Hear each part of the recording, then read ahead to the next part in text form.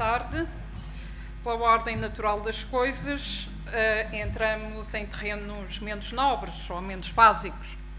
Não é, como todos sabemos, a cultura e o conhecimento não são áreas base. E aquilo que eu, no pouco tempo que tenho, gostaria de alertar é para o seguinte: é para o risco imenso em que estamos de perder o trabalho do último meio século. Direi que, de facto, é um trabalho nesta área que vem de antes do 25 de Abril, vem dos anos 60, pelo menos, em contextos e com especificidades diversas.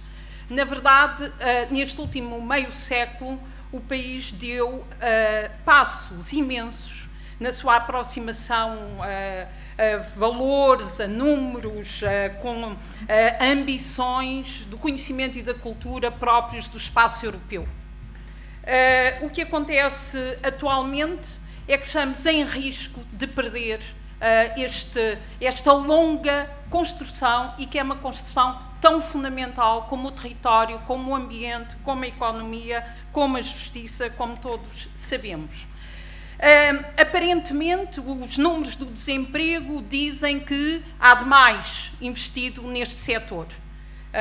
O desemprego dos licenciados é aquilo que nós vemos nos números todos os dias, mas é evidente que a falta de resposta para estas questões não é por excesso de gente mais competente, é por um fracasso absolutamente escandaloso de políticas.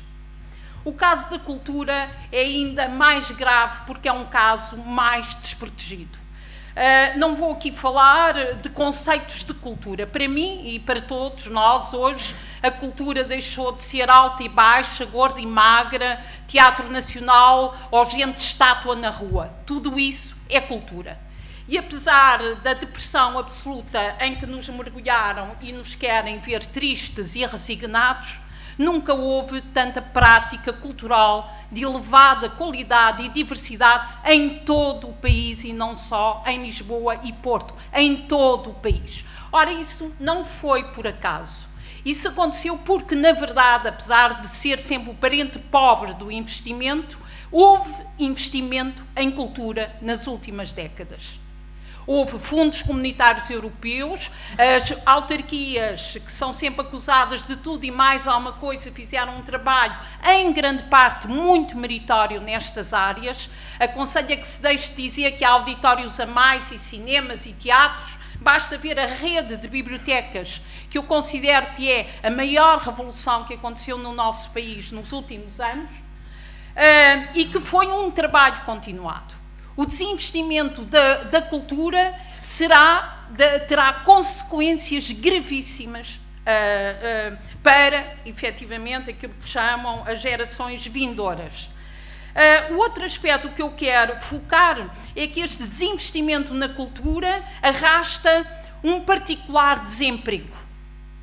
E o particular desemprego pode conduzir àquela reflexão absolutamente escandalosa, além de bastante estúpida, confesso, do nosso primeiro-ministro, quando achou que era um bom sinal que um desempregado ganhasse um prémio de revelação como romancista, dando-nos a entender que o desempregado, como ele já disse noutras ocasiões, é um estado particularmente adequado à criação.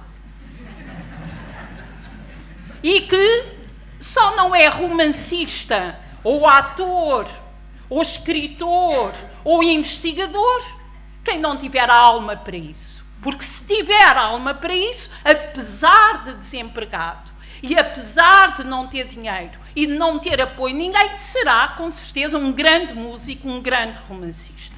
Isto é absolutamente medonho, escandaloso, enfim, não há termos para qualificar. A profissionalização na cultura é uma necessidade e um direito. E essa ideia que quem trabalha na cultura se habituou, como se habituou, porque não tem outro remédio, não é? A andar com uma mão à frente e outra atrás, é verdade, mas não é isso que faz trabalhar mais em cultura e não deveria ser. Vou terminar, desculpem, fiquei a meio. Muito obrigada.